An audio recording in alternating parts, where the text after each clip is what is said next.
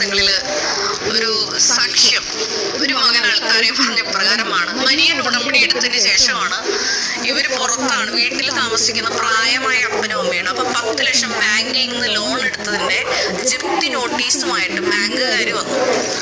അപ്പോ ഈ മകൻ ആൾക്കാരിൽ സാക്ഷ്യം പറയുന്ന പ്രകാരമാണ്. പണ്ടാണെന്നുണ്ടെങ്കിൽ ജപ്തി എന്ന് കേൾക്കുമ്പോൾ ഞാൻ ആലില പോലെ വിറയ്ക്കും, ഭയന്ന് വിറയ്ക്കും. പക്ഷെ ഉടമ്പടി എനിക്ക് നൽകുന്ന ആത്മധൈര്യത്തിന്റെ വലിയൊരു അനുഭവമാണ്. എനിക്ക് ഈ ജപ്തി എന്ന് കേട്ടപ്പോൾ ഒന്നും തോന്നിയില്ല. ഞാൻ നാട്ടിൽ വന്ന് അപ്പോൾ തന്നെ 1 ലക്ഷം രൂപ പരിശുദ്ധ അമ്മയുടെ കൃപയാൽ അമ്മ നേരിട്ട് ഇടപെട്ട് എനിക്ക് അടയ്ക്കാൻ സാധിച്ചു. ഇപ്പോൾ ഞാൻ ഈ അൾത്താരയിൽ വന്ന് നിൽക്കുന്നത് 10 ലക്ഷം രൂപയും അടച്ച് ആധാരം തിരികെ എടുത്താണ് നിങ്ങളുടെ മുമ്പിൽ. ഒരു ഓർത്തഡോക്സ് മകന്റെ സാക്ഷ്യമാണ്.